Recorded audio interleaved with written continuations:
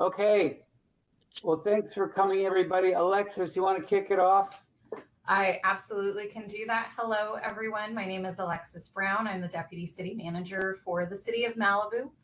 We appreciate everyone tuning in today for the first virtual workshop in partnership and being hosted with Caltrans to talk about the master plan and feasibility study for the 21-mile stretch in Malibu. We're joined by members of the Public Works Department as well from the City of Malibu. I heard our Public Works Director, Rob DeBoe, on the line as well. And just to kind of go over an overview before turning it over to Ryan with Caltrans to get into the design concept presentation, just want to remind everyone why we're here, and that is to achieve a deliverable that the Secretary of Transportation has assigned to Caltrans, and that's to produce a master plan conceptual design for the 21 miles in Malibu by December. The focus points here is for constructive dialogue and feedback as to what that should look like. I know that the Caltrans team is going to go through this presentation, and then there will be an active polling survey to where you can actively participate. And then for comments and questions, as you see here on the agenda, if you'll put those in the chat, that way we have a written record. The panelists can read aloud your questions. And that way we make sure that we're on target and able to have that great dialogue. So without further ado, I will turn it over to Ryan. Yes, and I will turn it over to Marlon. Can someone please unmute Marlon? Marlon's been made a panelist, so he should be able to. Okay. Yeah. All right, Marlon. Yeah, Rob. okay. Yeah. Wonderful. And thank you, Alexis. Thank you, team. Good afternoon, everyone. My name is Marlon Regisford. I'm the Deputy District Director for Planning and Local Assistance, Caltrans District 7. Just want to thank everyone for joining us today. This is a wonderful event that we're looking forward to. We did have our kickoff workshop last week in person at the City Hall of Malibu. And for those that weren't able to join us, we definitely wanted to make sure that we offer virtual format for our workshop and opportunities for input on this very important PCH master plan feasibility study that we're undertaking. We do understand that we have many improvements that we want to consider for PCH in Malibu. We understand the importance of this effort, and the most important part of this effort is you as our community members and partners. And this is a great opportunity for us to really hear from you all what is important to you and what you think is the things that we should do to improve PCH in Malibu. So just want to appreciate everyone's time today. We have a wonderful agenda here that we have up there on the screen. Looking forward to your input on what comes next. And of course, as you know, we do have a website live, and I think we can post that link in the chat as well. But we have a website live, and I encourage everyone to please check that out. We do also have a survey, which we're going to talk about very shortly. And also just want to make sure that we understand this is an effort that is going to really impact the future of PCH. So this is extremely critical. And I want to make sure that I just, again, thank you all for taking the time out of your busy day to share with us what you want to see for the future of this corridor. So with that, I will pass it back to Ryan, and thank you all for your time. I appreciate it. All right, thanks, Marlon. So my name is Ryan Snyder. I work in the planning division at Caltrans District 7, and just want to go over the agenda briefly. So we just did our welcome and introduction. I'm going to give a brief presentation to frame the discussion for today, and also the sort of the planning effort that we're undertaking. Most of today, we want to hear from you. We will go through a survey, which we will conduct while we're in the meeting here today, and you will participate in. And once we've gone through that survey, then we're going to have open comments and questions. At the end of this meeting, then we'll just talk about next steps and get ready to adjourn. So with that, let me proceed into quick- the presentation. One sorry, quick thing, right? Someone from the audience asked, do we raise our emoji hand to request to speak at some portion of the meeting? Yes. You can raise your hand or you can put it in the chat during the open comments and question period. So Yeah.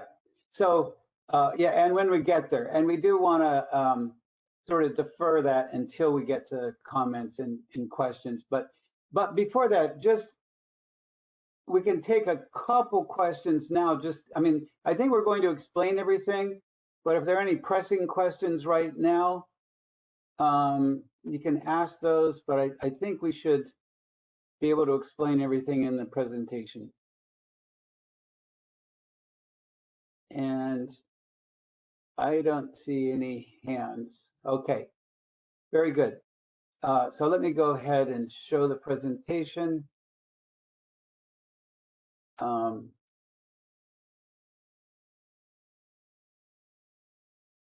Share. Hands up from John. Okay, can everyone see that? Hello? yeah. Yep. Okay. All right, very good. Okay, so this is, again, it's about the Pacific Coast Highway Master Plan Feasibility Study. The purpose of this workshop is to hear from the community and to hear about your issues and preferences, what you would like to see for the Coast Highway in Malibu. Ryan, sorry to interject. We do have one person with their hand up. If you want to take a Okay, moment. you wanna We ask a missed question? that. Yeah, looks like it's John. So sorry to interject. John, I just sent you a request to unmute yourself.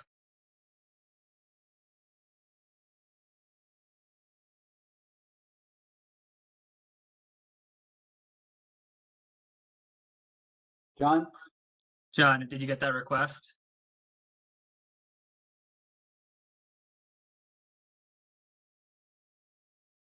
We're not Okay. hearing anything. We can just continue Okay. then. Let's proceed. Sure. So the purpose and objectives of this feasibility study are really three. We want to analyze existing conditions and identify safety priorities. This will identify projects that will reduce the number and severity of crashes. And we also want to plan safe travel options for pedestrians and bicyclists. John, study can area- you hear me now? Oh, okay. We Yeah, can hear you now, John. okay. I was having trouble unmuting, but anyway, just one question I have really quick. I don't know how many people are part of this room right now. Do you have an idea how many people are here? Yes, there's 37 people attending. Are you going to be able to show names or not as to who's in the room? No, not at this time. Okay, I just wondered who else we had in the room. All right, very good.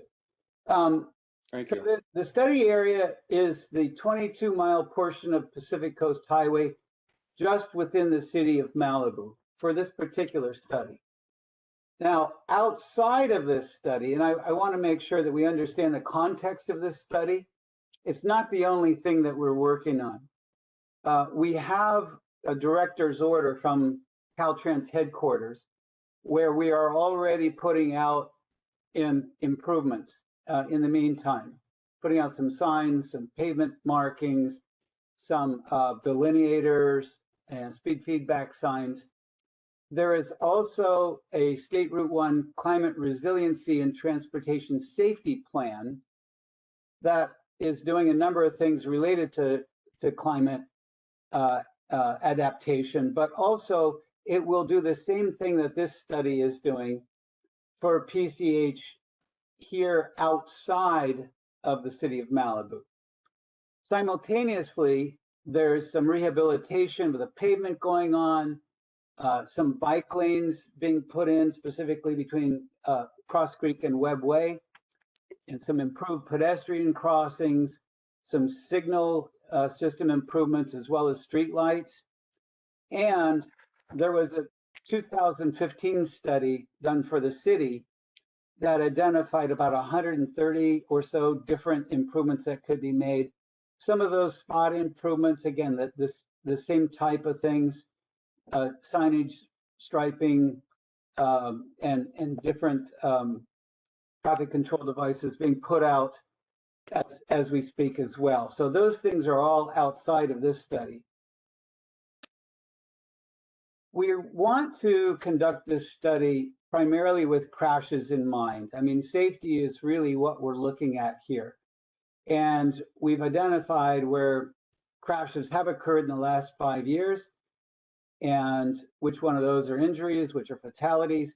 We're going to do a detailed crash analysis and identify the locations where crashes are occurring, and especially where they're occurring in greater numbers and where injuries and fatalities are occurring. We're going to look at the causes of those crashes, and that will help to inform us so that we can put in a plan for devices that will go in the roadway to improve safety. We're also looking at pedestrian and bicycle crashes. So we're looking at all types of crashes. There have been a significant number of pedestrian and bicycle crashes, as well as injuries and fatalities. So this is going to be a special focus of the study. Now, the types of things we're going to be doing, and this is very much in line with our discussion today. Today, our focus is going to be on the cross sections of PCH and how that might be changed. So one of the things we can do is add bike lanes, and you'll see the one on the left is sort of a standard, just a striped bike lane. The one on the right shows a bike lane with a painted buffer.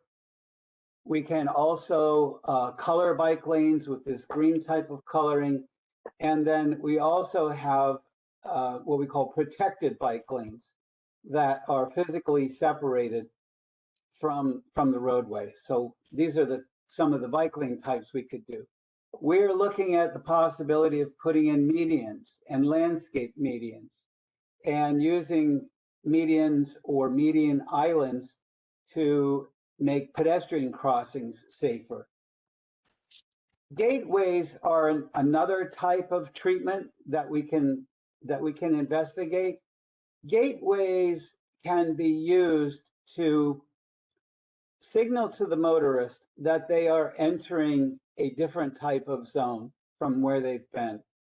In other words, if they're driving down the road pretty fast, the type of place, for example, that we might use it is when we're getting in towards the central parts of Malibu to help slow cars down. So this one gateway here on the right, the one on the left is in San Leandro, the one on the right is in Temecula.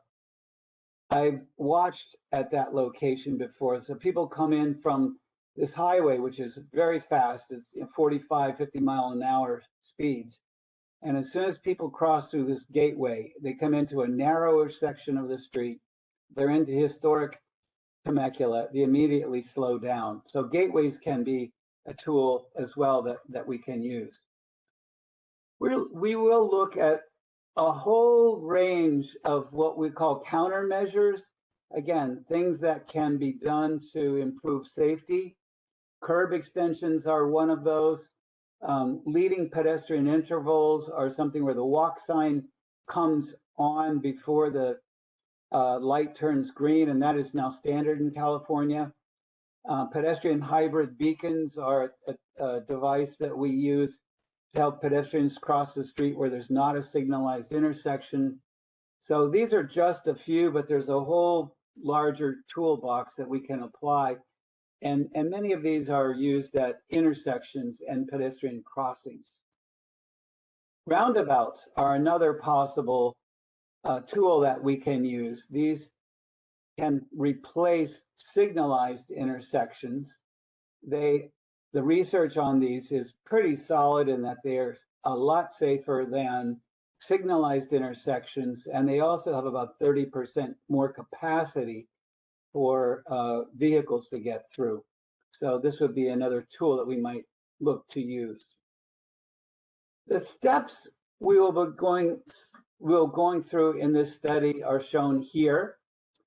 We're already at number 2. We've been collecting information, and that has been ongoing for a while now.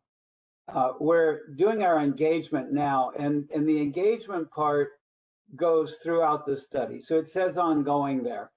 So this will be gone, as I said, throughout the study. After this first round, so we're in the first round of engagement now.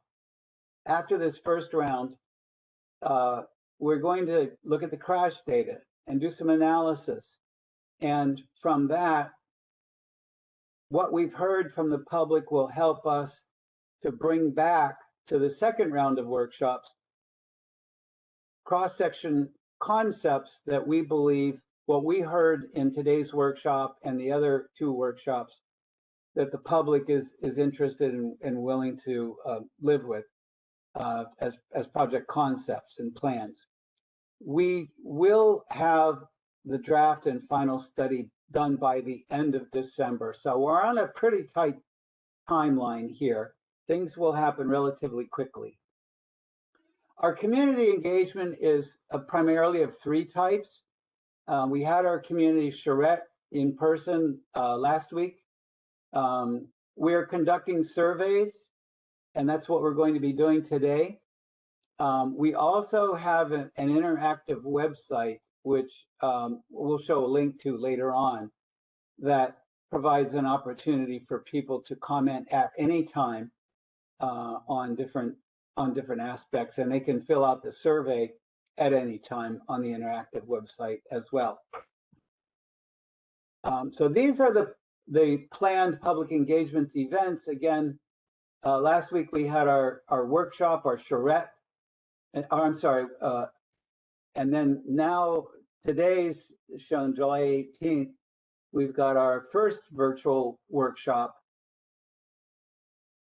Thursday evening of next week from 6 to 8, we will have a second round. A second virtual workshop. That one will be identical to this one. So if you've attended this one, you don't need to attend the other one. The purpose of having 2 was to provide extra opportunity for people who couldn't make the first one or couldn't make the charrette to still have an opportunity to comment. August 28th, we're going to have start round 2, and this will be an in-person event in City Hall where we will be bringing concepts back for people to respond to. Again, these concepts will reflect what we've learned in this first round of engagement and what our analysis of the crashes tell us. So we'll be bringing concepts back at that next workshop. Also on September 12th, we'll do the same thing. Round 2 virtual public engagement workshop. So another opportunity for people to comment, and it'll be the same material as the first one. We'll be showing the initial concepts and soliciting feedback on those. And then we'll come back somewhere late December, November, December-ish with a round 3 where we will present the draft study. Okay, now we're going to get ready to do our survey. Before we do this, I want to give people just another couple minutes, and most of our open comments and questions will be at the end. We've left plenty of time for this, but just before we begin this, are there any, again, burning 1 or 2 questions from anyone? Okay. All right, we have a hand up. Timmy, I'm gonna request unmute you. You can give them a second. Are there any opportunities beyond just showing up to the workshops where we can actually become involved in these projects if we wanted to donate some time to seeing these projects come to fruition? The primary opportunity you will have will be to participate online. And if you want to work with any of your colleagues or friends or others in the community that you know of, if you can encourage them to participate, those are your primary opportunities. So, and Rob? Yeah, I think I also want to jump into it's there is opportunities to to voice opinions or kind of give feedback or to kind of see these projects. We have several commissions where we would present these projects to provide our an update to Public Works Commission and our Public Safety Commission on these projects that are happening on PCH. If it's either Caltrans or the city that's doing these projects, those projects will go to them and we'll kind of give the community an update on what those projects are and kind of give some detail and then yeah, definitely provide some input from the community on those projects. Okay, very good. Well, let's get ready to, Alex, do you see any other hands? No. Okay, well, let's get ready to proceed into the survey. And what we're going to be asking you in this survey is your priorities for what elements you want to see in the cross section of PCH in Malibu at 5 different types of locations. We have identified 5 different prototypes, sort of typologies of locations. One of them, and you'll see this as we go through it, is housing on both sides. And most of these cross sections, by the way, are 4 lanes, center turn lane, and parking on one or both sides. So there's one typology is housing both sides. Another one is housing beach side, nothing on the mountain side. A third one is commercial and housing on both sides. That's the central part of Malibu. And then the fourth one is some mixed commercial on both sides, but sort of sporadic. It's the section like between Cross Creek and Webbway. And then the last one is nothing on either mountain or beach side. So we'll go through these one by one. And we want to have you tell us, rank your priorities as to what you would like to see in the cross section. So let me, and so these are just some samples of what could be there. I just want to show you a few samples. I mean, this slide has protected bike lane on one side, regular colored bike lane on another side, on-street parking both sides with a median. Here's another type of sample. This bike lanes both sides, parking one side with a landscape median. And this one's another one. This might be, a sample for where there's sort of no development on either side, protected bike lanes both ways, landscape median. So these are just examples of the types of things we're looking for. And with that, why don't we begin the survey? So this one I'm showing now is the first prototype. This is housing on both sides.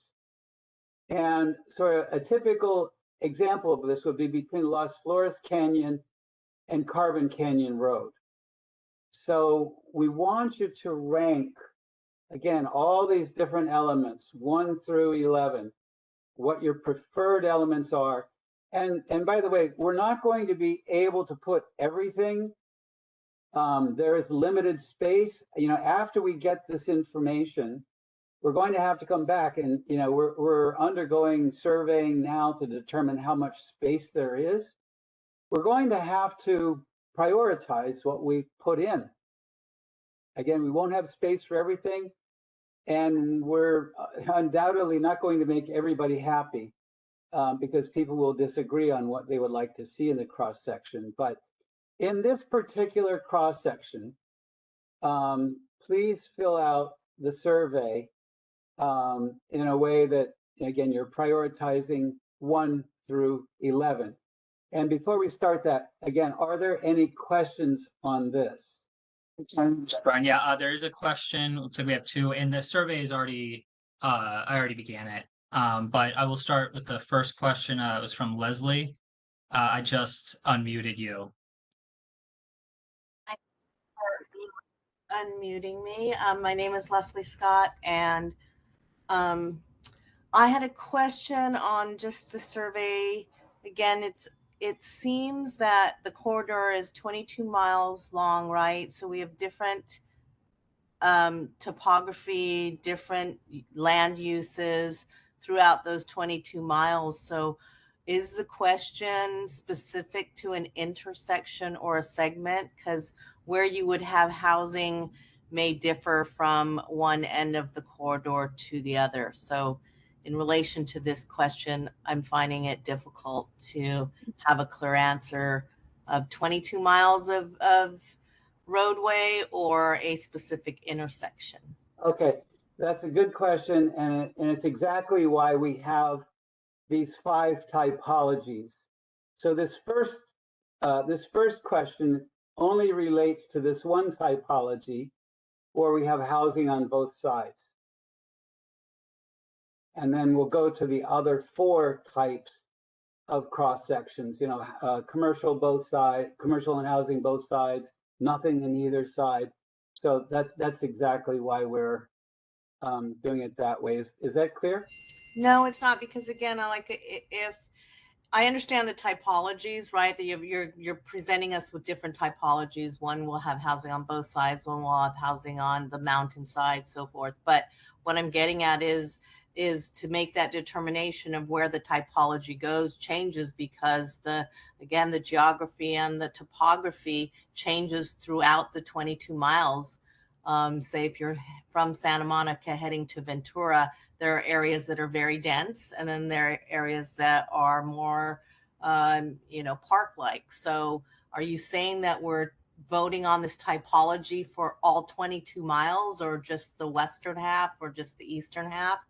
I can't seem to be voting on this to say, yes, this typology should go throughout the 22 miles. Well, the 5 typologies represent pretty much the whole length of the 22 miles. So if we've got a sense of what people's priorities are with each typology, that will guide us. And it's kind of tricky to do this. There's no perfect way of gathering this information, but I think if people can rank their preferences, that will give us the information that we'll need to apply this for the whole 22 miles. Again, these 5 typologies are pretty representative of the entire stretch. Okay, so you are saying for us to vote on them as if it was going to be developed for 22 miles, and that you're not making a differentiation between the area that is in the civic center, which is more densely populated, compared to the area that is near Ventura. You're treating both land uses as the same. Well, the civic center area has its own typology. So Ryan, can I jump in? Yes, please. So Leslie, yeah, Caltrans is gonna show, was it 5 different Yes. examples? 5 different examples throughout Malibu, and each of them are going to have a different kind of mixture of usage. And the one that's showing here is by La Costa. This has definitely a different feel and look than you would on the on the west end over there by Right. Trinkets. And so look at these ones here at all 5 of these options, and look at and just put your preference or comments on here on the areas that are similar to what you see here. So La Costa is probably all the way from, like, I don't know, probably from Big Rock all the way to the pier, and this is probably very similar kind of area all the way. This is a good representation of that area. So when you're commenting on here, you're commenting on areas that look similar to this. The next slide, the next one he'll show will be a little bit different. Maybe over there by Webway, or there by Pepperdine or John Tyler, or there could be one next to Winding Way and Paradise Cove. And so there'll be a series of ones. Just this is not going to be typical throughout the whole area. It's just in this specific area where you have these type of conditions, where you have houses on both sides, more central Malibu, kind of in that commercial area. And we're going to ask the same question for each typology. Yeah, does that help? It does, but Brian's saying yes. This year I'm voting for all 22 miles, and you're saying I'm voting based on where it could be most applicable. No. Whereas Webway, like I said, is not going to be the same as the Ventura West End. So we're voting. So we'll have a separate question for each type of segment. So this first question is only about where we've got housing on both sides. And again, we're going to have a question for each of the 5 typologies. You'll be asked the same question. Okay. I think it's right. If we are in person, if I went to the in-person meeting, it's easier when you're looking at the corridor map and then you're doing the typologies simultaneously. But online, right, it's a little bit more challenging. So thank you for your patience. Oh, no problem. Right. Thank you. I mean, it's good that if you had that question, likely other people did too. So it's good that we clarify that. Sure. And we do have one more question. I know we want to keep moving forward, but just in case it's a question about survey or something like that. Jesse, I just unmuted you. For holding this session. I was just, looking at the survey options, and I guess sort of, transparently, this is more comment than question, but I just noticed that some of the survey options, I'm not sure if they're only there to like balance out the options that propose changes, but like the maintain the same number of travel lanes. I think a lot of the rhetoric that's been used on this call has been centering safety. And so like that option doesn't seem like, I think compared to the others that propose, traffic calming, like adding bike lanes, reducing the lanes. I didn't see anything about reducing the lane width, but obviously they are pretty wide lanes or lowering. And I know that, speed limits are tricky in California, given the laws at the state level. I did have a quick question though, and that is if we are going to see anything like bike or pedestrian counts are a little weird in this area because there aren't sidewalks. So you don't get a lot of pedestrians, but do you have any recent bike counts for the stretch of PCH that goes through Malibu? I don't. Lee, are you able to answer that question? I'm sorry, Ryan, could that question be repeated again? Do we have any bike counts, any recent bike counts for this area? Yeah, it seems like it'd be useful in trying to make decisions about what sort of infrastructure would best serve the road users. I don't believe we do. Osama, correct me if I'm wrong, but I don't think we've conducted any bicycle counts out there. And that is correctly, we don't have bike counts. Okay. Yeah, but we do have bike crashes. Sure, right. Pretty significant. So that'll factor into what we try to do here. And again, when people prioritize, again, as I said before, we won't be able to fit everything into this cross section, but one of the options we do have when we're trying to fit these things in is where the lanes are wider than they need to be. We can narrow the travel lanes, and maybe in some cases that will provide enough space to put in bike lanes, for example. Yeah, totally. And ultimately, to the point that's been made a few times, it really is an issue of budgeting space. Yep. I'm an urban planner myself, and I tend to think that the space that how we budget our space in the public right of way actually speaks to what our goals and priorities are, right? Like, so there is room, right? There's a shoulder there where people often park. There's, you know, in this particular image, there's 2 travel lanes on each side and then a turn lane in the middle. We could lose a travel lane on both sides and turn that into, you know, a wide sidewalk, parking, perhaps parking protected cycle lanes. And there would be, it would slow down people who are using PCH in a, you know, a vehicle, a motor vehicle for sure. But to me, that seems like, I mean, we know from years of data that the only way to make a roadway safer is to slow it down. So I guess the point is that, like, it seems to me disingenuous to even consider options that are not slowing down the motor vehicle travelers, and are seeking in some way to maintain the speed or ease of movement of vehicles at the expense of putting in things like sidewalks and bike lanes, if those things are actually being considered. Yeah, you hit the nail on the head. This is all about budgeting space. For sure. And if people say that maintain the same number of travel lanes is their lowest priority, that tells us that sidewalks and bike lanes and medians are more important.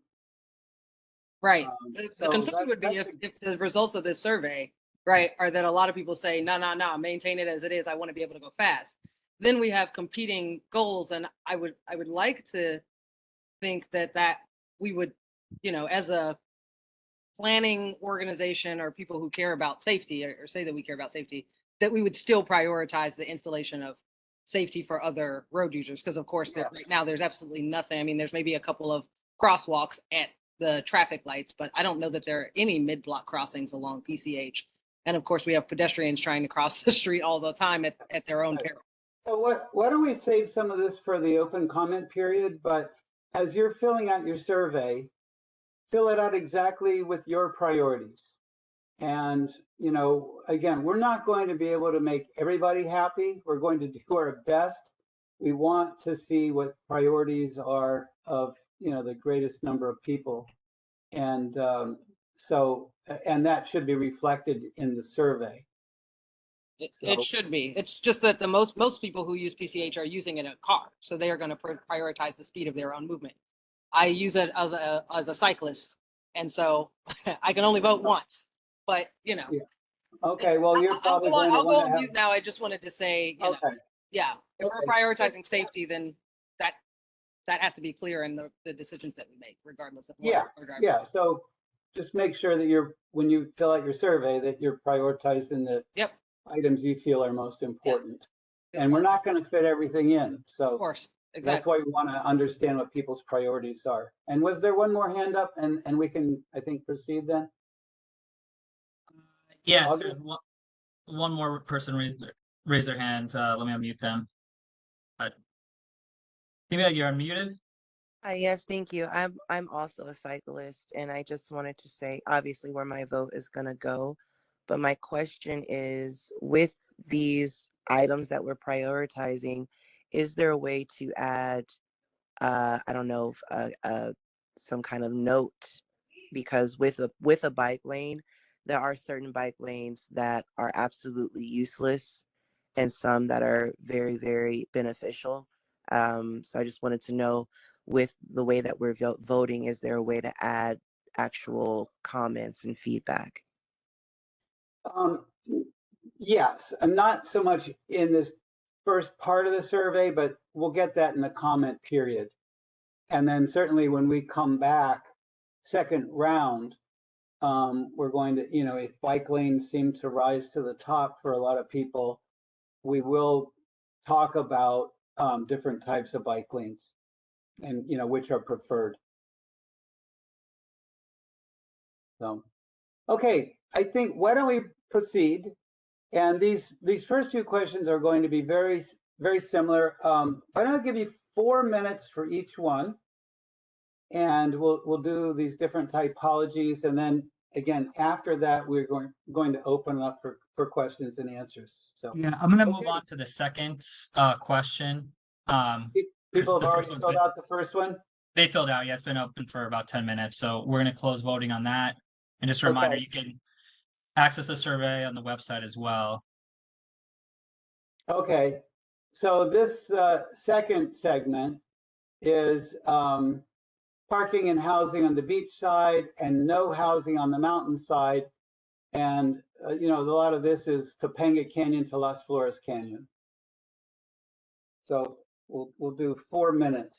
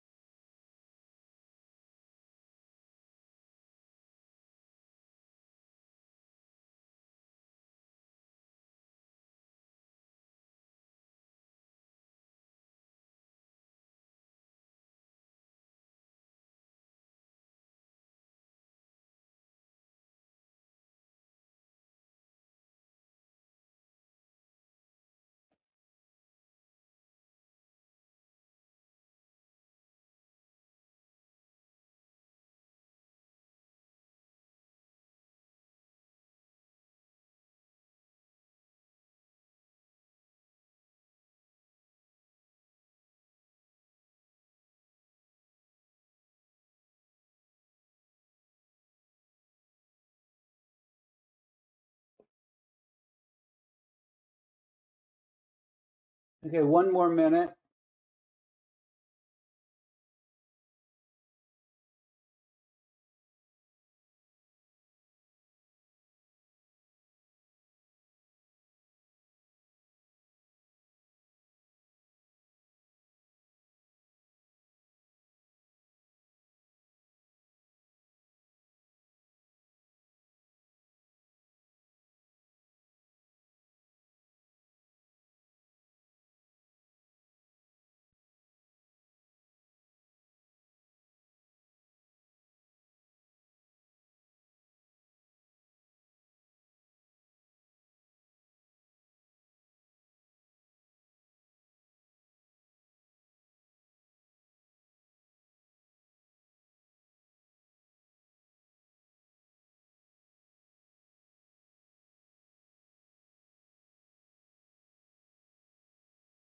Okay, Alex, does it look like most people got a chance to finish?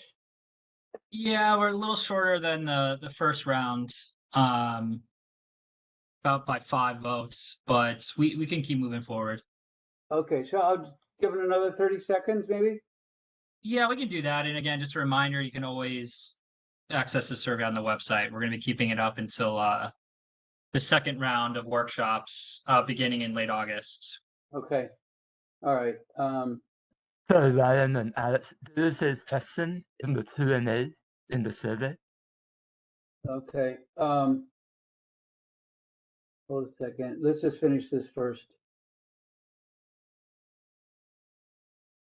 Okay, that's another 30 seconds. Okay, so what was the question?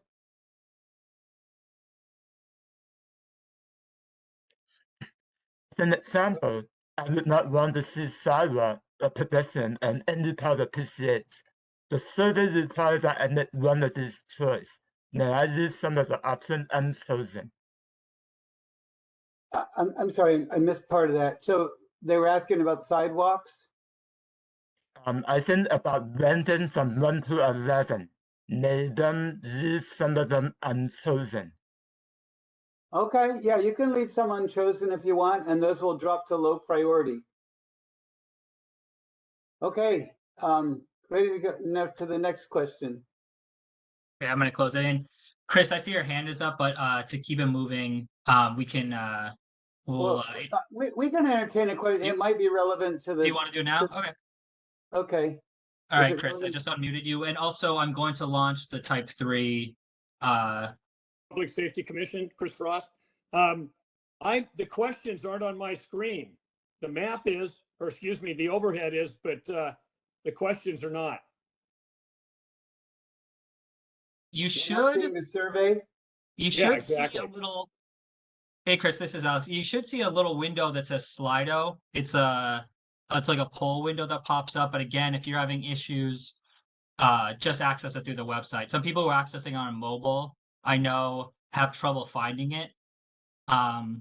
It should be there. You just have to kind of go through the settings. But again, if you don't see it, the survey is available on our website.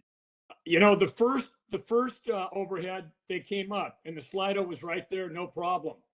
But on this second one, they aren't there. So just want you to think I'm not ignoring voting. Okay, no, thank you for letting us know. I appreciate it. And yeah, again, maybe just try to fill it out on the website for now. Okay. Okay. All right, so this third one is housing, stores, restaurants on both sides. And this is Carbon Canyon Road to Malibu Pier. So this is really the central part.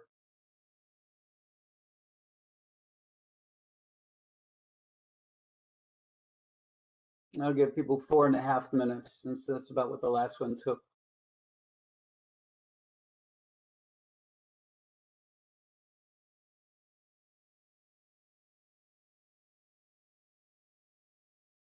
Meryl?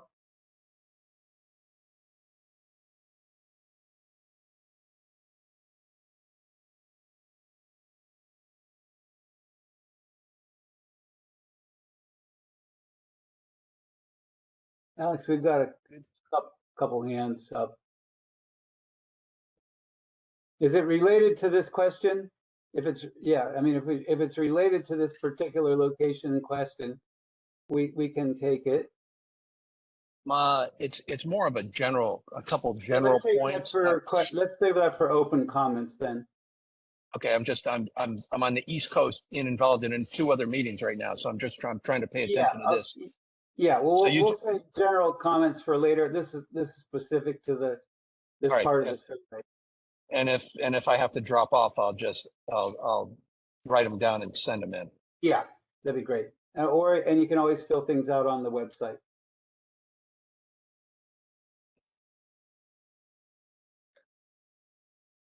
Connor, you had a question? I just sent you an unmute request. This is about this question. I just noticed on this one, I think there's an additional option of gateways that I don't think I saw in the previous one. Could you quickly say what that is? Yeah, did you see the slide presentation in the beginning?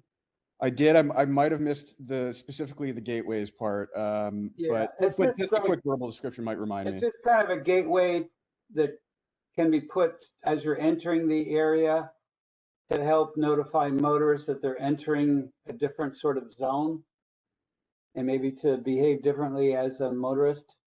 I see. Okay. Yeah, I remember that now. Thank you.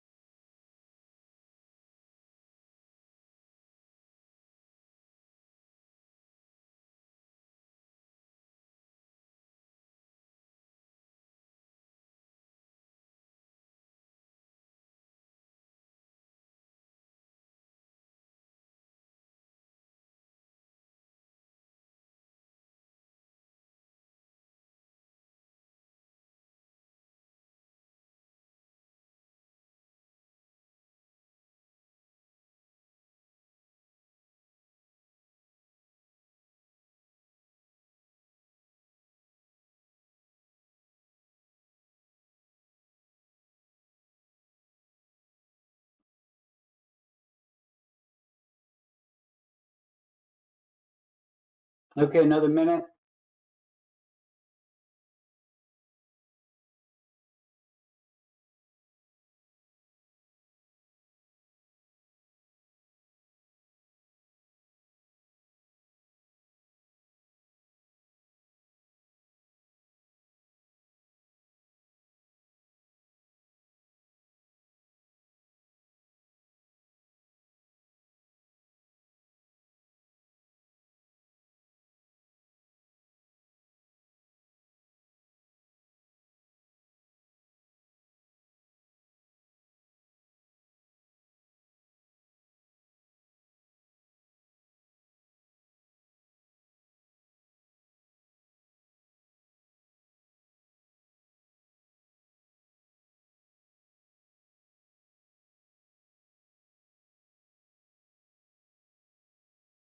Okay, let's go to the next question.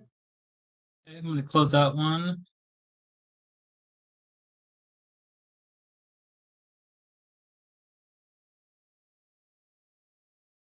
Okay, so now this question is a little different than the others. And it is specifically related to this central part of Malibu. And it has to do with really the character of the Malibu, of the central part of Malibu. There's a lot of restaurants, a lot of stores, people live there. There's the pier, the beach, a lot of activity going on. And the question is, would you like to, so right now, the way this segment of PCH behaves, it's a pass-through. It's a high-speed highway going through this busy area. And so the question relates to the character of this area. Would you like to see the character change where it becomes more like a downtown or a boulevard or a main street with things like median landscaping, wider sidewalks to really slow cars down? Or would you prefer to kind of keep the segment as it is and keep the traffic moving? So this is just a quick pick one.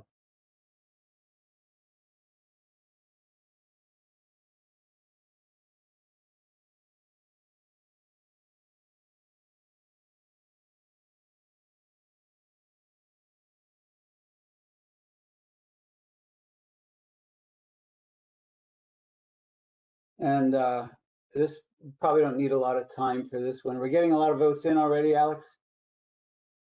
Yeah, we have about 12. We can give it another minute. The last question we had 18. Okay.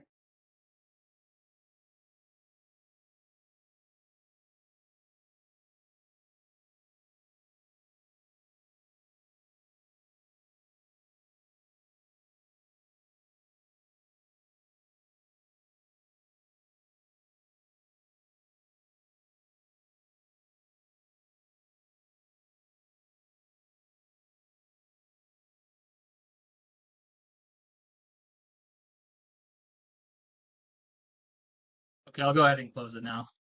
Okay, very good. All right, let's move to the next question.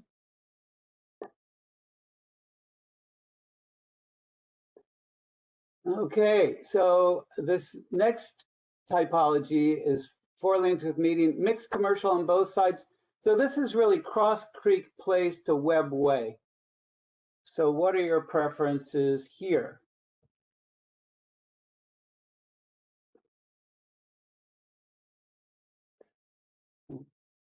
We'll give it 4.5 minutes.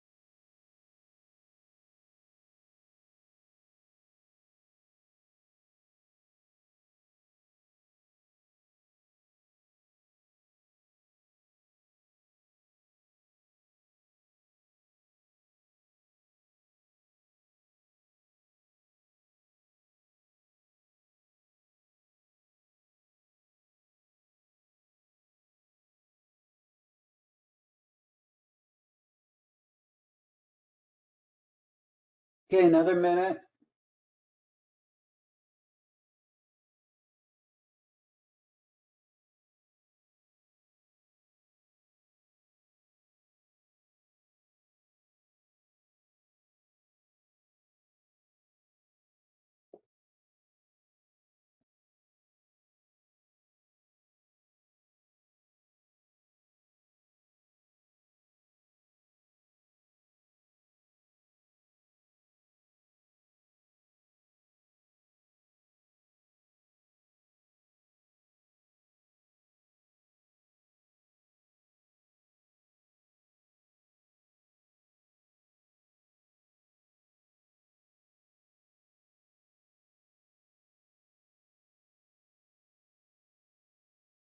I'm gonna go ahead and close it now. Got about 18 on that last one. Yeah, okay. All right, so let's move to our fifth and last typology. So this is nothing on either side, and this exists in different places. West of Trancas Canyon, a lot of it looks this way. Between Puerco Canyon and Sea Vista Drive, or another example. But same questions for this segment.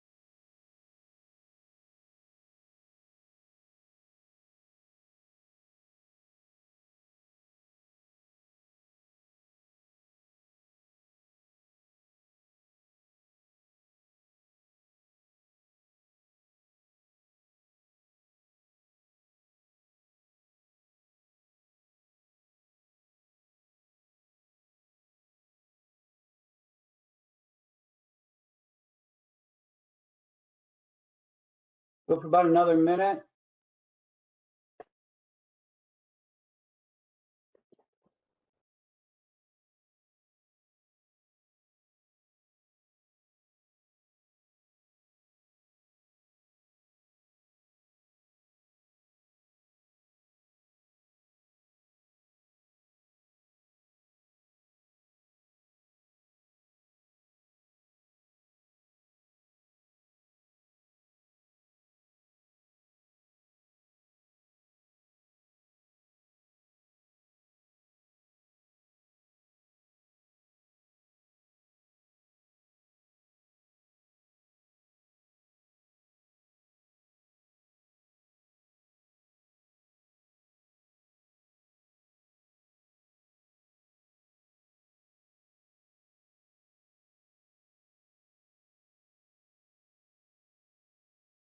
Okay. All right. Now we have just a few, this should be pretty quick and we're almost done with our survey work. Some demographic questions we just want to ask about you. And so that, and these are optional, you don't have to fill these out, but it helps us to understand who answered what questions and sort of what's their sort of demographic profile. So we'll give you a couple minutes on this. I think this one's pretty quick. And you can check all these that apply in this first one.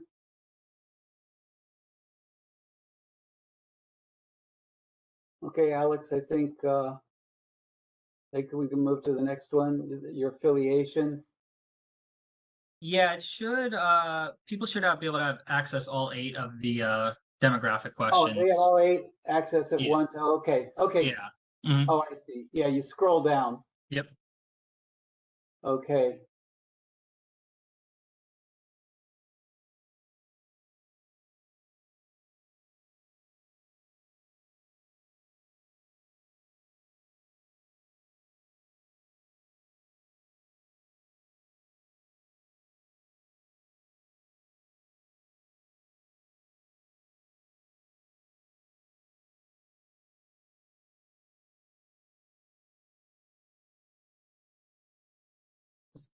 Give it another 30 seconds or so, another minute.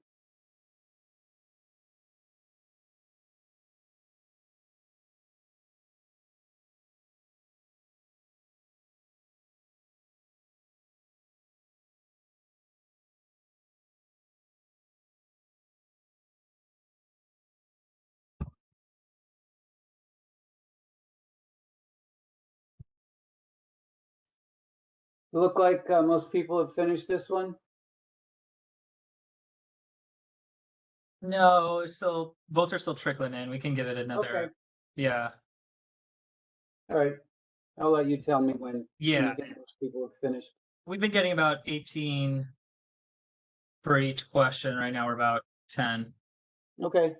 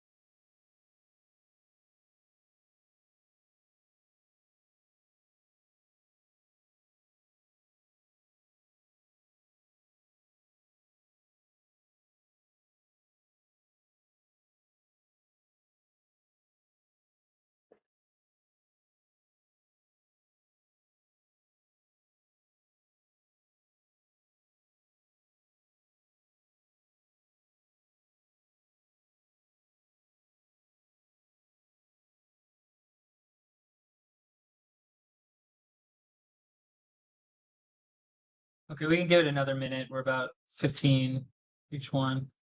Yeah, and it could be some people didn't want to fill certain things out. That's fine. We They can move have on to- if you'd like.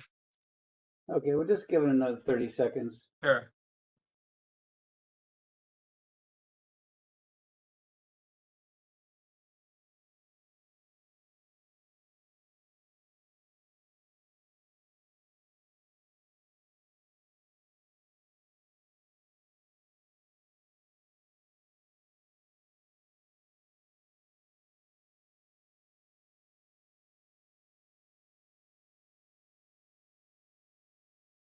Okay. I think we can close this out then. All right. Thank you for filling out the survey. I'll leave this up for a moment so you can get our interactive website and input on the study. But let's open it up for questions and comments now.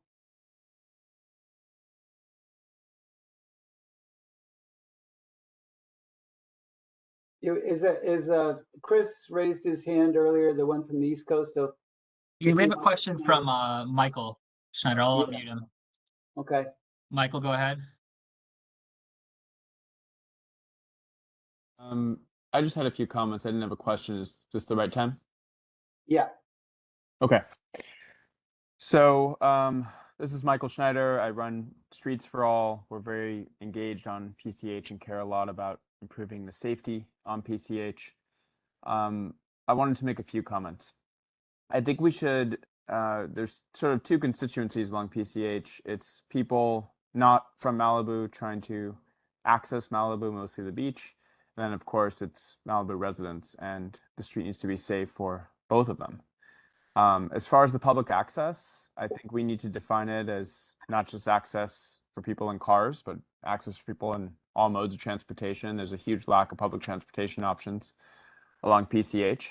The Coastal Commission has indicated that they're willing to get rid of Malibu's requirement that parking spaces must be replaced if removed. I think Malibu should pursue that and get that amended so we have the option to replace parking with more multimodal transportation. Specifically, and as the surveys showed, all the ones I voted on, I saw the results, bike lanes were the number one thing. I don't think Caltrans should even consider Class 2 bike lanes or buffered bike lanes with paint on PCH. I don't think that's an 8 to 80 facility. I don't think it's going to make it safe.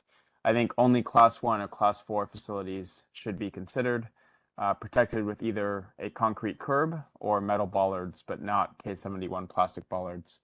I think that we should consider protected intersections, Dutch-style protected intersections with concrete to make cars slow down and turn at more of an angle and protect people as they're stepping into crosswalks.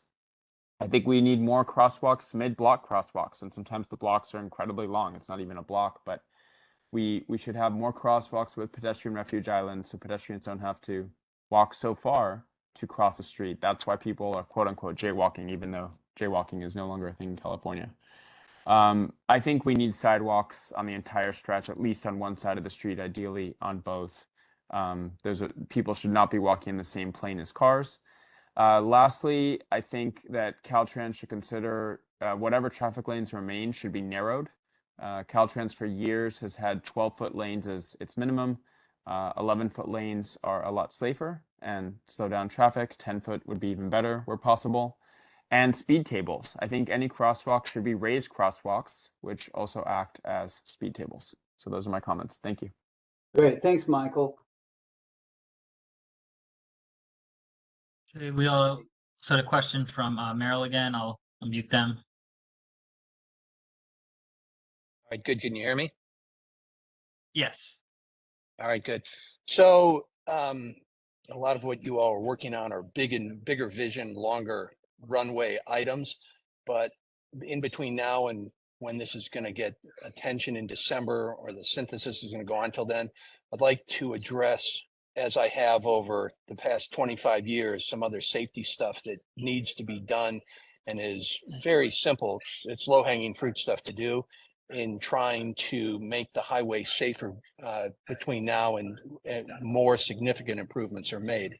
I want to thank the people that have been helping me so far in Caltrans and already, and the Las Flores crew for doing what they've been doing. But just let me run through a few things.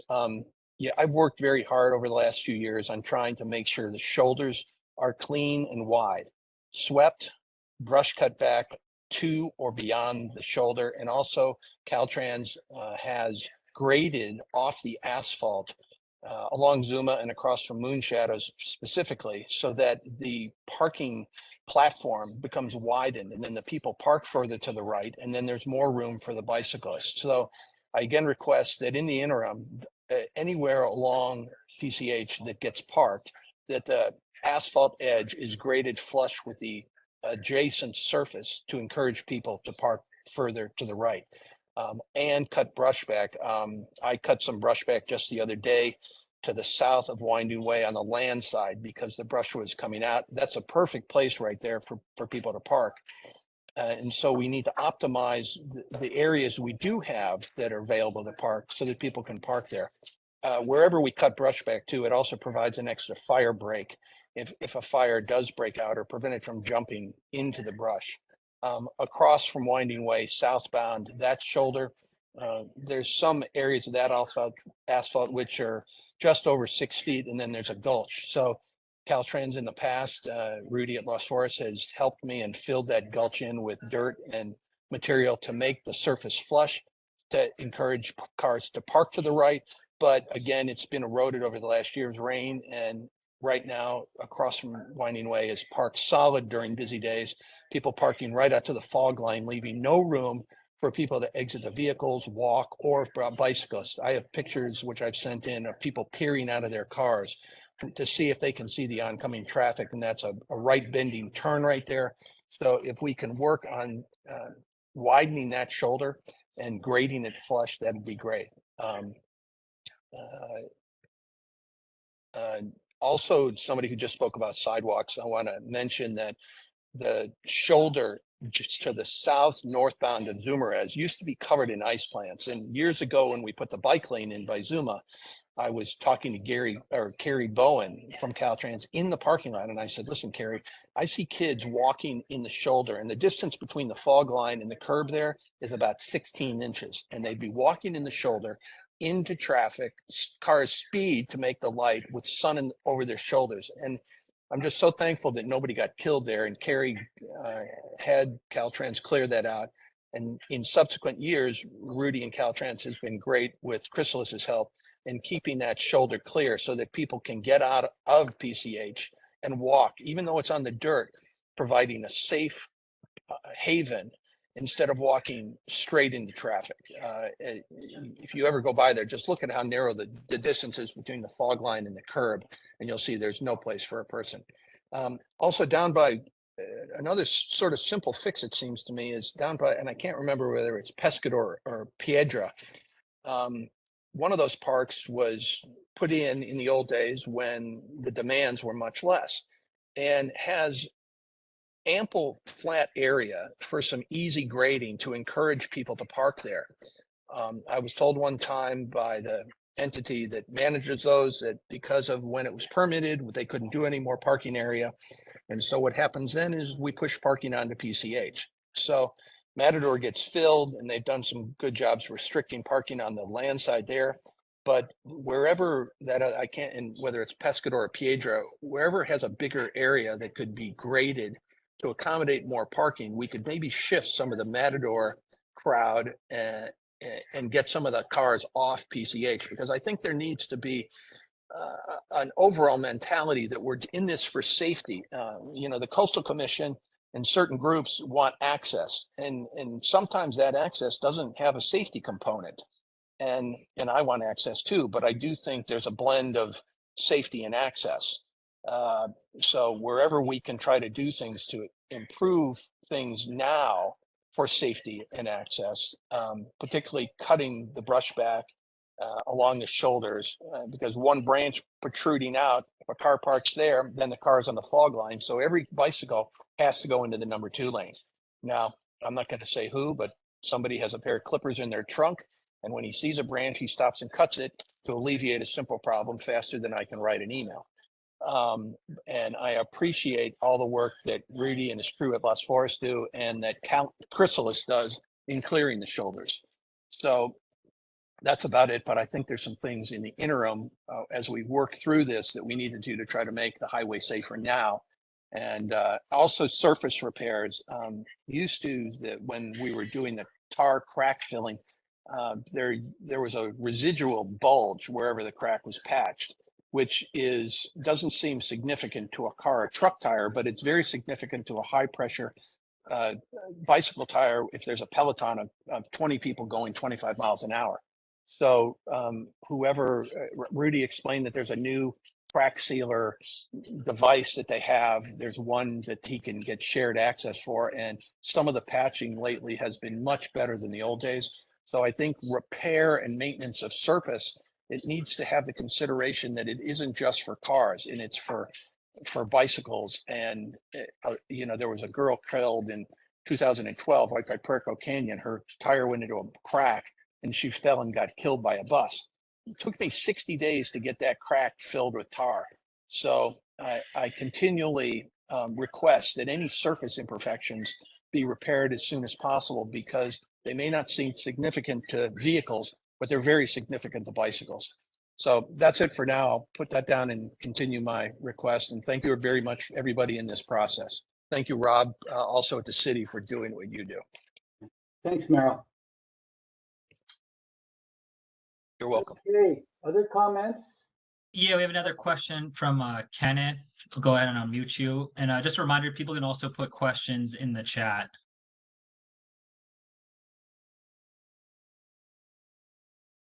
Spoke that all the proactive things that you're doing means a lot to us community members. Thank you for letting me speak for a moment. Some of these are comments, and then there's one or two of them here that are questions that maybe Ryan could address. Ryan, you mentioned today, I was also at the in-person meeting last week, which I appreciated, those workshops that you allowed us to participate in. You mentioned today, we're on a tight timeline here. Things will happen relatively quickly. So that's a little confusing, because this is a question maybe you can address after I finish my brief comments. Last week you mentioned that this is a 20-year plan. So 20 years is an awfully long time. You know, it's curious, like, where are we now? Like, where are the major changes that were implemented or attempted to be implemented 20 years ago? If it takes 20 years, why are we still dealing with this question? So that's just an abstract question. It doesn't really need an answer. It doesn't matter. But things obviously take a great deal of time, many, many years to change. So my question is, can things be done that are small and easy to fix some of these very dangerous items that exist on PCH for all of us drivers who are there every day? I mentioned last time that I pray every time I'm on the road. When I drive to Ralph's, I pray. I've almost been killed twice by drunk drivers who hit my car and totaled my car, who ran 2 red lights at 2 different times. They were doing over 70 miles an hour, and they were under the influence. So one of those things that I'm curious about implementing, like now, is to, these aren't pretty solutions, but they could save lives. And they could certainly make some of our drive times less stressful and worrisome, which is to install some K-rails, length of K-rails along the corridors that have no U-turns. They're double lines on both sides, and now they're just, in some of the places, they just have these plastic pylons, which really are not, they may create an illusion of safety, but they're not creating a barrier against head-on collisions, which is really the #1 fatal accident that happens, I believe, on PCH, other than bicyclists being hit, pedestrians being hit. We've had all of those things. I've personally seen 10 deaths, and I never want to see another one. It's traumatizing for everyone involved. I can't even imagine the family members at their loss. This is a cemetery here that we live on. This has been going on for decades, and I would love to see something done now to prevent these terrible accidents that are happening with high-speed collisions. So that's something to consider. Like, we all drive past these sections of road where there's no reason not to have a K-rail system, at least temporarily put in, to prevent these head-on collisions. Let's see, there's a question regarding Assembly Bill 43. Assembly Bill 43 was passed in 2021 by the governor, stating that a city can designate a business activity district and lower the speed limit to 20 or 25 miles an hour legally. When I brought this up last week, one of the legal obstacles to that is because it's called a highway, we don't qualify to make that bill come into pass for us.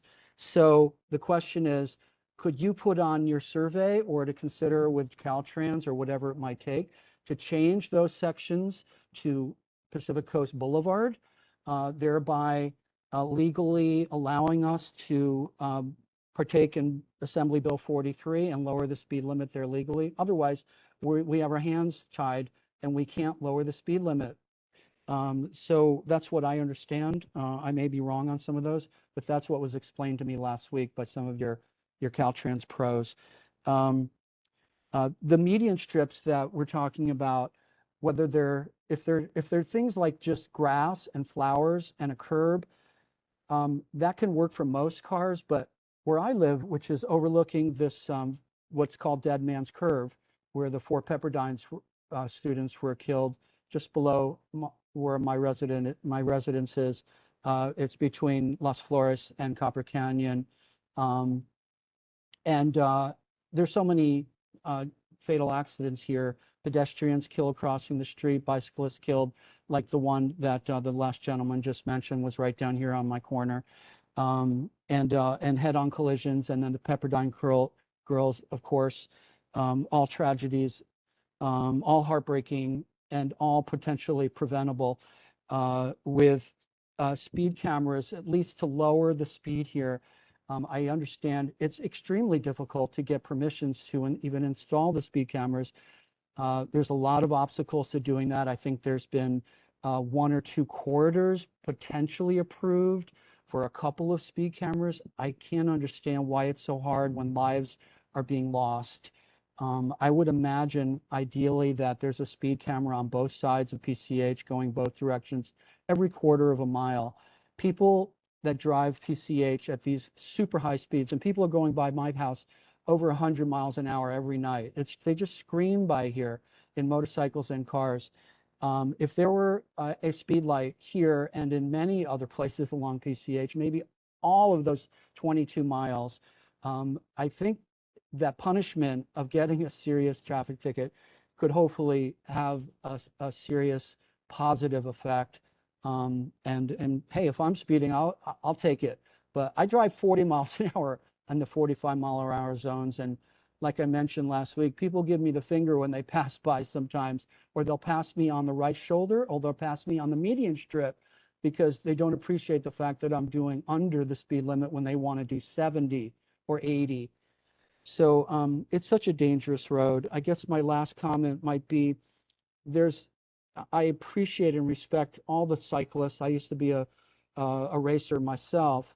I see the cyclists on PCH, the bicyclists, and I just shudder at how dangerous it is when they're riding just inches off the lane, sometimes right on the lane itself, on the edge, on the painted line. Or they'll come over, if somebody swings their door open, they'll swing over into the lane all of a sudden. The bike lanes that are painted, and I think the last gentleman mentioned this as well, but in more, or two questions ago, he used more legal terms. I don't know those legal terms, but the painted bike lanes often give, especially to tourists or people that aren't professional riders who don't know the dangers of PCH, a false sense of security. It's a dangerous place to ride a bike, especially I see families out here with little kids riding along the very edge of PCH because it seems to be a bike lane. It's a very scary situation. I don't know what the solution is. It's something to certainly consider seriously and how to address that. And what I was mentioning about median strips is I'm a big proponent of a median strip with turnout lanes where you can allow a U-turn or a left turn for the residents on the beach side to access their properties. Obviously essential. It's a difficult problem to solve. People are making U-turns. People need to make a left or a right to get into their homes. But a median strip could certainly help prevent these head-on collisions at high speeds that are have fatal results. But the median strip on PCH would need to be something that has trees, large boulders, a significant curb on both sides, not just grass and flowers, because on the at the speeds, something about PCH brings out the craziness in a lot of drivers. They go from doing whatever speed limit is on I-10, when they go onto that tunnel and they get on PCH, I see people actually speed up so many times. And so when people are doing 100 miles an hour, in these lanes going in both directions. A median strip needs to be a really serious preventative measure where it's not just for a curb and flowers and shrubs, but trees, sort of like on San Vicente, where you have serious trees and boulders to really landscape something beautiful, but also have a functional effect of stopping a car from having a head-on. Let's see.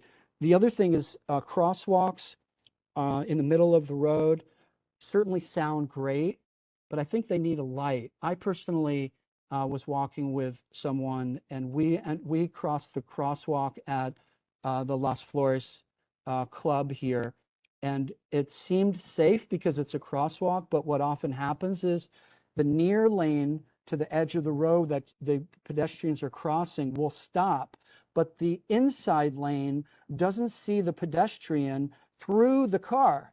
And so they'll pass, they won't stop. They'll just keep going at whatever speed they're doing, often 60, 70 miles an hour. And I had to pull my friends, I had to grab her and pull her back because she was about to cross into that inner lane, and a car sped by doing about 70, and she would have been hit, likely killed. Her life would have been changed forever, and so would have mine. And I'm sure that's not unusual. As a matter of fact, when we were in the club, ironically, one of the locals in the club there told us a story that just 2 weeks prior, a couple had done the same thing, and the person in the front was killed because the driver on the inner lane didn't see that they were on a crosswalk. They didn't know why the person in the right lane stopped, and they just continued, and they hit the person and killed them. So those crosswalks have an illusion or a delusion of safety.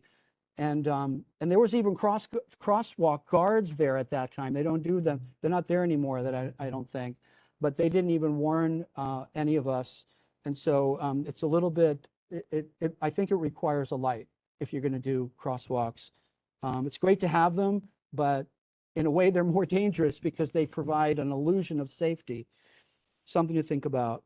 Okay. So thank you so much for your time and for everything that you're doing. I appreciate it. If Ryan, if you could address that first question about about doing the something short-term now versus short-term versus long. Okay. Thank you so much. And I'll try to remember some of the other questions you had in there. One, this plan will have short-term, medium-term, and long-term countermeasures in it. The short-term countermeasures we're going to try to get out quickly, something that maybe doesn't require as much funding, something that can be done in a short amount of time. Medium terms in the middle, and the longer term things, are going to require more funding and the like. So, and the funding is sort of the biggest barrier to things happening as fast as we might want it to happen. And there's a lot of competition statewide for the funding, but we can do the best on that. There are other short-term measures being done right now, which in a minute I'm going to turn over to Lee to have him sort of go through some of those. Speed cameras. It's my understanding that Malibu does have a bill in the state legislature that allows it to use speed cameras, and I think it is getting passed. Rob, do you have any updates on the status of that bill? Ryan, I can provide that update. Okay. This is Alexis. Yes. So we do. Senator Allen authored the bill, and it's SB 1297. It was co-authored by our Assembly member Jackie Irwin. It just recently passed out of the Policy Committee of Assembly Privacy and Consumer Protection. It is headed towards Assembly appropriations. It's already made its way through the Senate process. If it is successful at Assembly appropriations, which should be coming at the beginning of August after summer recess. And it would then be, if it's successful there, it will then go to the floor for Assembly vote. If it passes through that, it would be going to the governor's desk for signature to be enacted the 1st of January 2025. There's still a lot of moving parts. So with that, that would come with specific timelines, but we'll be communicating that out to the public each step of the way. Okay, very good. Thanks, Alexis. So if that's a bill that you like, you might want to participate and help encourage legislators to support that. You mentioned the business districts. It's not a matter of just renaming this. This is a state highway, and it will, unless Caltrans gives it up, which is probably unlikely, it will remain a state highway. But again, one of the things we talked about last time was having special legislation passed that would allow Malibu to designate this as a business district that would qualify for the same types of things to enable speed limits and other things to come down. Those were the main things that I can remember. Lee, do you want to explain a little bit about some of the short-term things that are going on?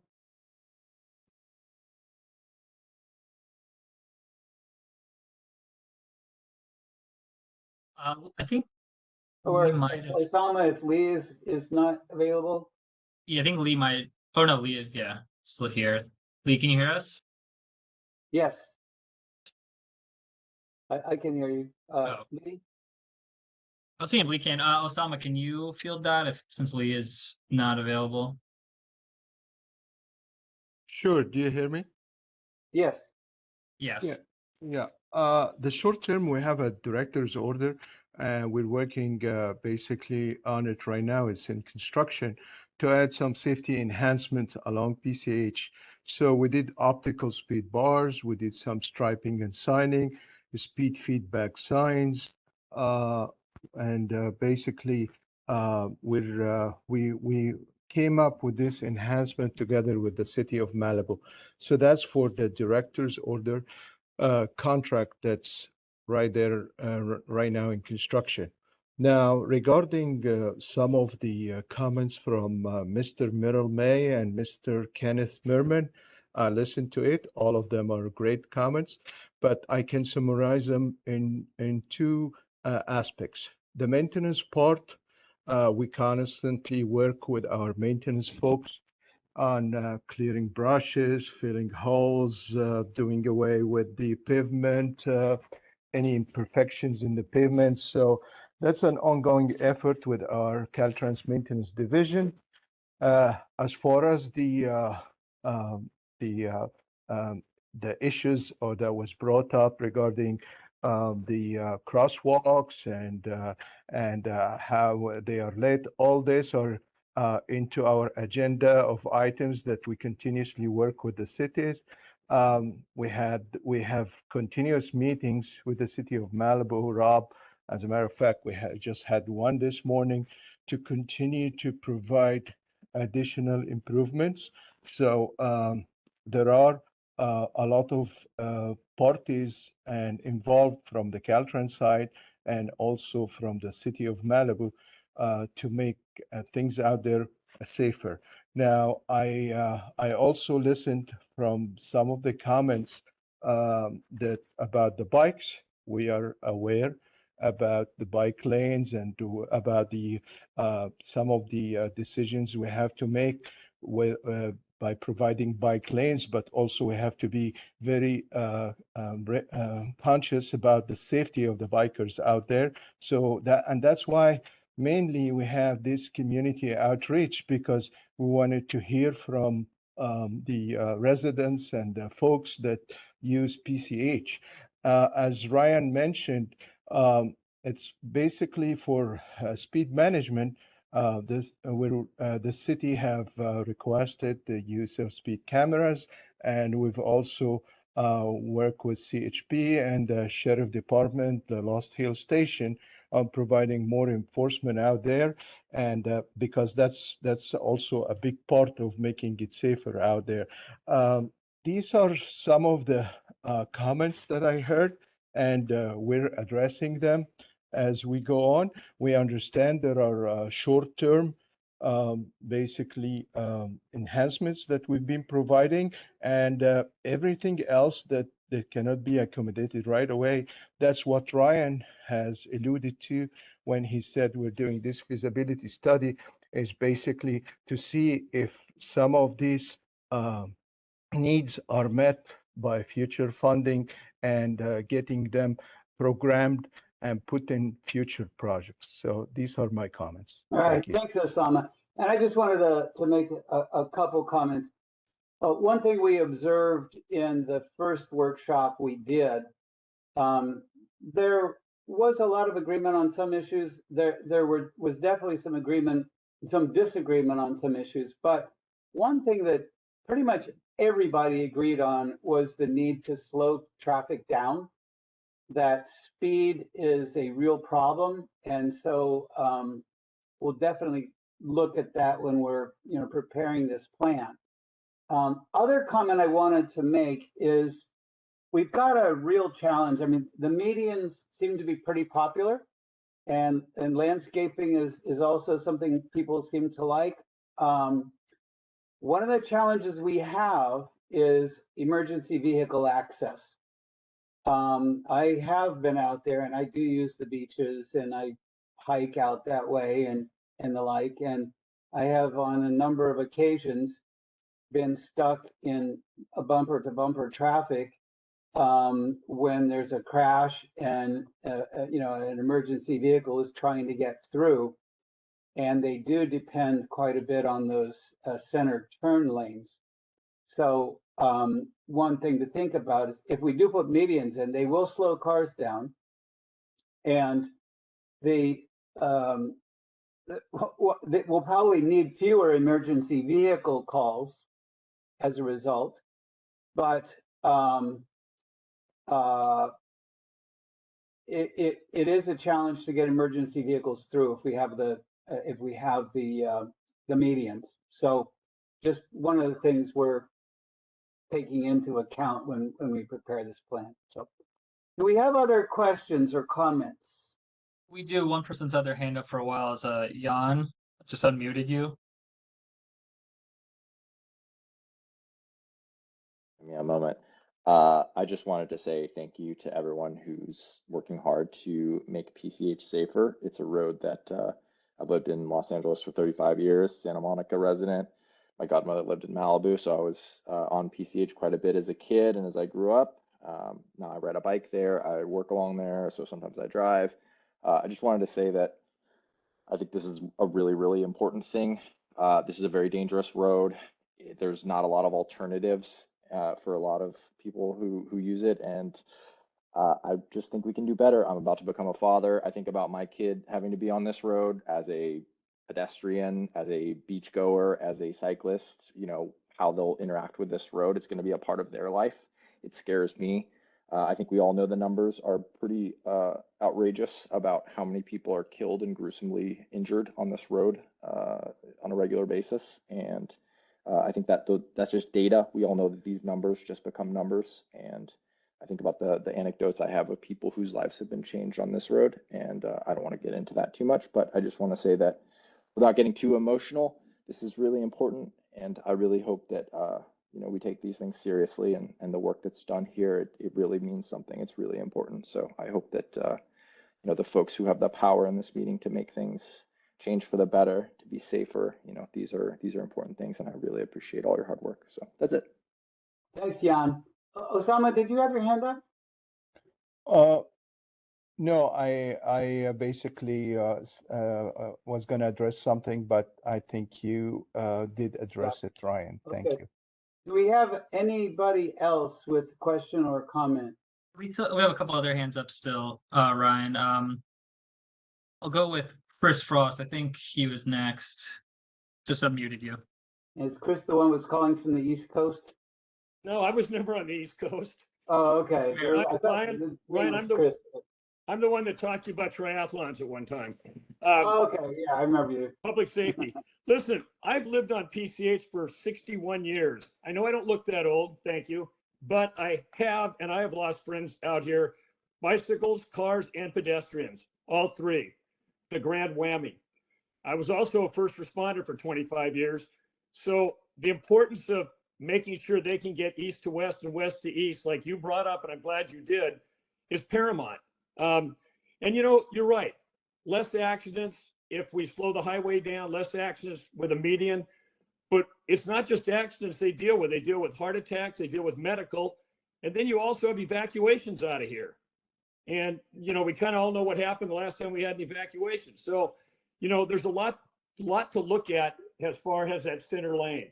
I mean, keeping people from hitting each other head on, a lot of those are from inattention, as we well know. The thing that always woke me up was a rumble strip. You're driving out in the desert late at night and you tend to veer off. Rumble strip wakes you up. It's a little loud. Yeah, and I don't know that that's the answer, but I think we've got to make a lane for first responders. I don't think you're going to get people to pull over and let them through. And time is of the essence when you're dealing with a heart attack. So, you know, so that golden few minutes. That being said, I want to thank you guys for last week's meeting, the in-person meeting, and for all the time that you guys have spent out here, the time you put in with Rob DeBoe in our city, and the time that Lee Haber has spent personally out here on the highway with us, going up and down and back and forth night and day. And a lot of the changes that we've seen at the west end with the quick curb that's been put up. And although that's probably not going to prevent a head-on, it might stop somebody from veering that far over, but it does stop the illegal W turns, W's, and people coming out of driveways and driving over the middle. There are a lot of things it does stop. So I think it's made a difference. And anyway, just wanted to say thank you. So can I ask you a question then about the emergency access? Sure. Again, my experience has been when there's a crash, and because of the crash, the road is jammed. If somebody has a heart attack and the road isn't as jammed as it would be during a crash, has it been your experience that most people do pull over and let the emergency vehicle through? Well, it used to be that way. I think we all grew up with the idea that you're supposed to pull over. I think our parents taught us that, but anymore, I would say it's about a 50-50. A lot of people do not pull over. I spent a day riding with a couple of the deputies from Lost Hills. In one morning, they pulled over two different people for not pulling over for vehicles running code. One of them actually passed us in a patrol car. So no, I don't think people do. I think it's a social issue. It's a social problem that, you know, they just don't do it. It irritates the crap out of me. Yeah. Thanks, Chris. You're welcome. Thanks, Ryan. Did you say we have some more hands up, Alex? We do, yeah. I also see a question in the chat. Leslie, we'll get to you. There's some people who have had their hands up for a while. So Meryl has a question again. We'll unmute Meryl. Am I unmuted? Yes. All right, great. Listen, I forgot in my past list of things, you know, back in the 2015 safety study, the Los Flores intersection in that area was identified as the most hazardous intersection on PCH, I'm pretty sure. And really, we haven't really done much there since that time, except Rudy has done a really good job of keeping the center paddles refreshed or repaired when they get damaged, because when you're in those short turn lanes, you're really in a cattle chute. I've written about a 3-page synopsis of this over the last 15 years and talked to somebody about NASA and landing on planes because of the curve and the elevation and the speed and the, you know, everything that goes on there. So I don't know what can be done at Caltrans level with, you know, just smart guys and what you've got in your toolbox to try to improve the safety of that intersection. Okay.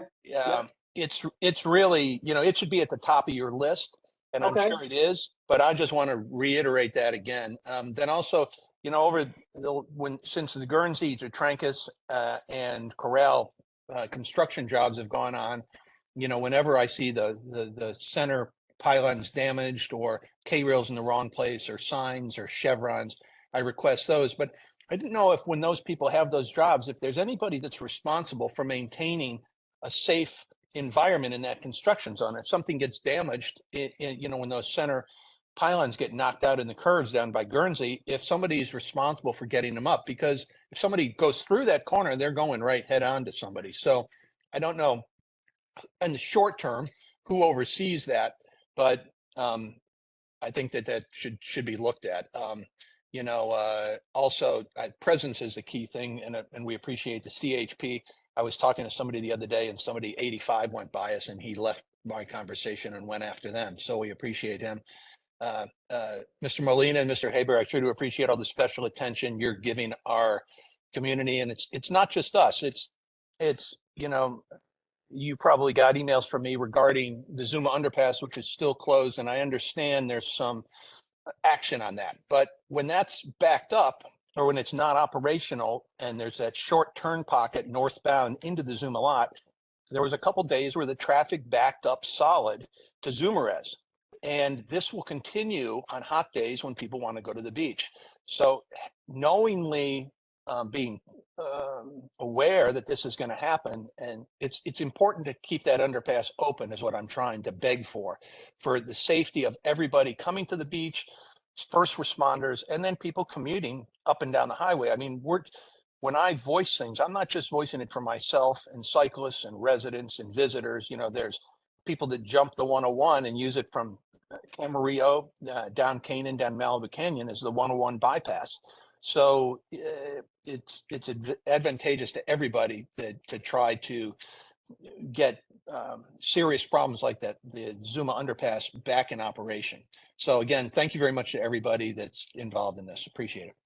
Thanks, Meryl. And Lee, did you want to respond to something Meryl said? Yeah. So Meryl, thanks for the info on Trancas and the other locations. We've been passing those on to Dan Leone. That is an active construction zone. Dan works with a contractor there. So those have been getting communicated. Myself and Osama Assad, who's here, and his team have also been communicating with Dan on a multitude of issues, not just in the Trancas construction zone, but other ones. So we've been communicating that. The contractor is responsible for that. So I'll make sure to go back with some of the construction folks on the concerns there of, rapid cleanup or repair work on that and maintaining the channelizers out there. Dan, just so you know, Dan has indicated they did have a change order pending to do some additional marking work out there that I believe was actually supposed to either go up last night or tonight. So I'll keep my eyes open for that. But if you're in the area and want to grab some photos over the weekend, feel free to throw them in an email because they should be putting some changes out there.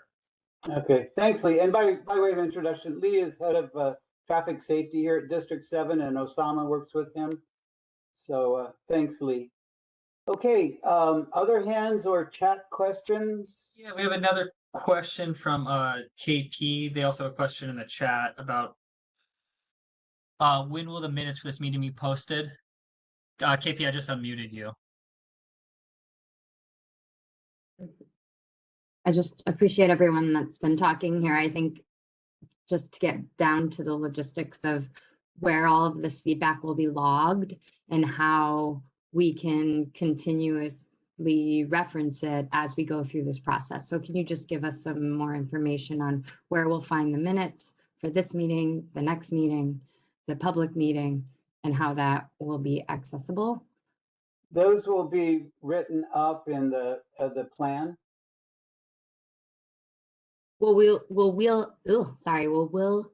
be able to see these minutes prior to the next public meeting? It's usually like a 5-day turnaround for minutes. Yeah, no, we're not going to have them all written up by then. Okay, how about in the next 2 months?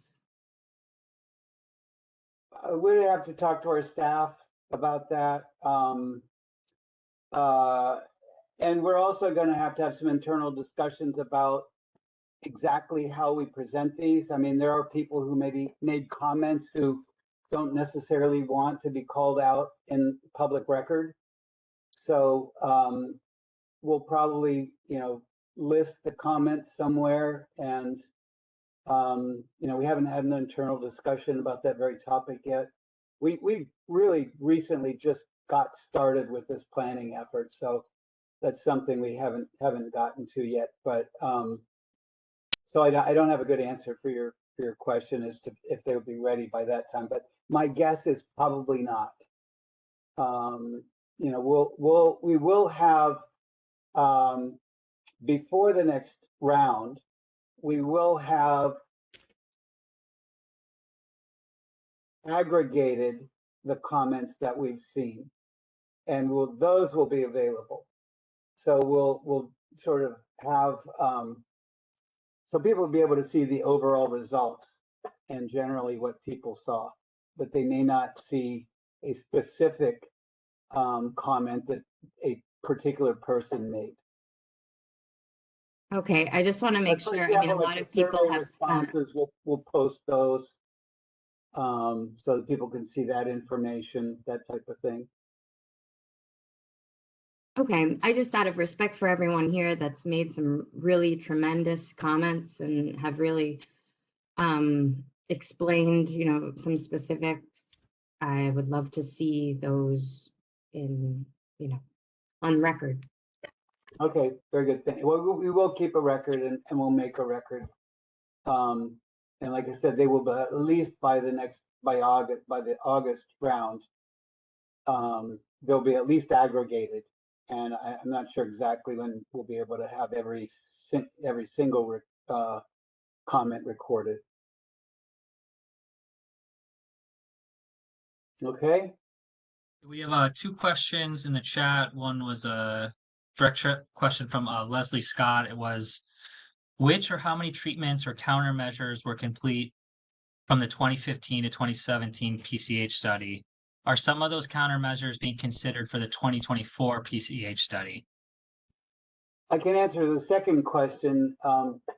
Yes, when this team does its planning work, it will again focus on the highest crash locations and where the crashes are really occurring and apply a countermeasure toolbox. And it will be cross-checked with the countermeasures that were listed in the 2015 study to see, where there's agreement.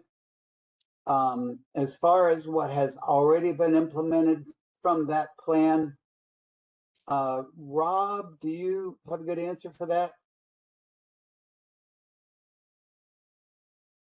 I think Lee's raising his hand. So Okay. Yeah. So Ryan, that list is a living list. Rob and I are working on some follow-up meetings, but a quick count is roughly 22, but I need to double check that number.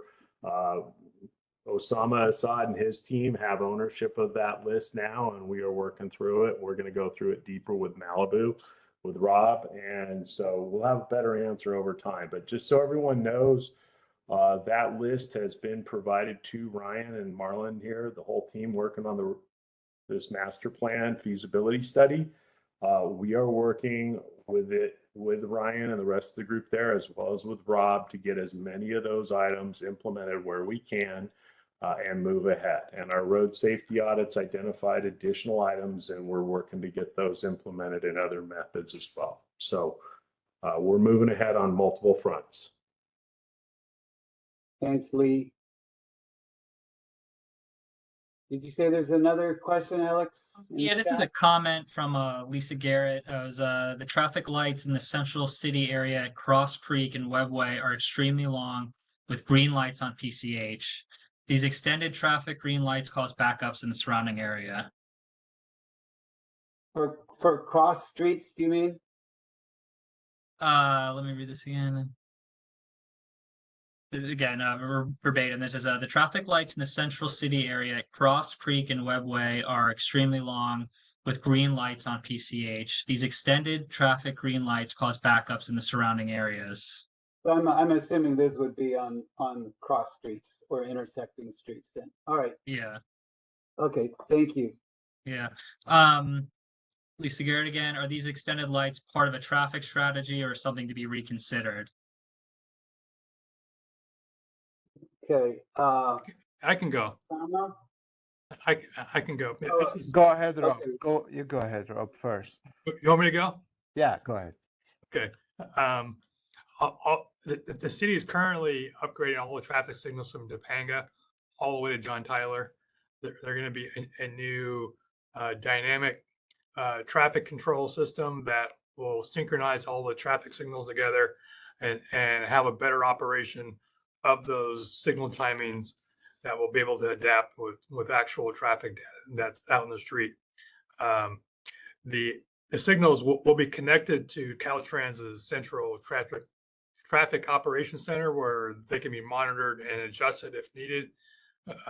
And so that situation where you have one signal that's kind of the signal timing's off by a little bit, won't necessarily happen as frequently, or probably hopefully never, when the new signal system is operational.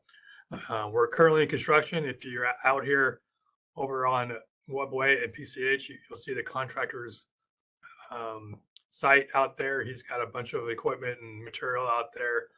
They're currently installing all the conduit work that needs to connect all the signals. I believe he's going to be working to try to get that work done by the end of July, and then start working on all the signals and upgrading all the signals. And so the plan is to have all that system up and running, hopefully by the end of the year, but it's just depending on how weather happens and whatnot and other delays. But that's what we're shooting for, to make sure that that project is up and running. All right. Thanks, Rob. Alex, anything else? Yeah, we have another comment from Leslie Scott. It seems a progress from 2015 PCH study today. Or excuse me, I think they're saying it seems that there's been progress from the 2015 PCH study to today. It would be a good idea to share it with the public. Shows the great work and dedication by Caltrans District 7. Yeah, congratulations and thank you. And actually, City of Malibu gets some of that credit too. So, anything else? Anybody else? Anybody else? More comments, more questions? Okay, then just for a minute, let me share my screen again so people who didn't get a chance to look at the website link and more information can see this here. So this website will be updated. Can everybody see that? Alex? Yes. Okay, so people can see this. So here's what you've got, this interactive website. You can make comments on this. And again, next Thursday night, there will be another one of these. It will be the exact same thing as today. So if you feel like you got all your comments in today, no need to attend. But if you know somebody who might be interested, who wasn't able to attend today, you can let them know about the website coming up next Thursday night from 6 to 8, I believe.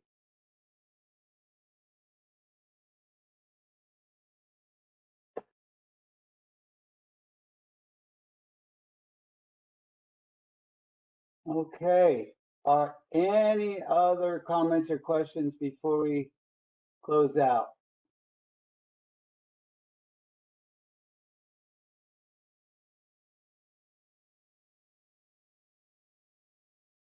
Okay. Well, thank everybody so much for coming. Much appreciated. And please make sure that your contact information is available. Alexis, did you want to say anything before we close out here? You're good? Okay.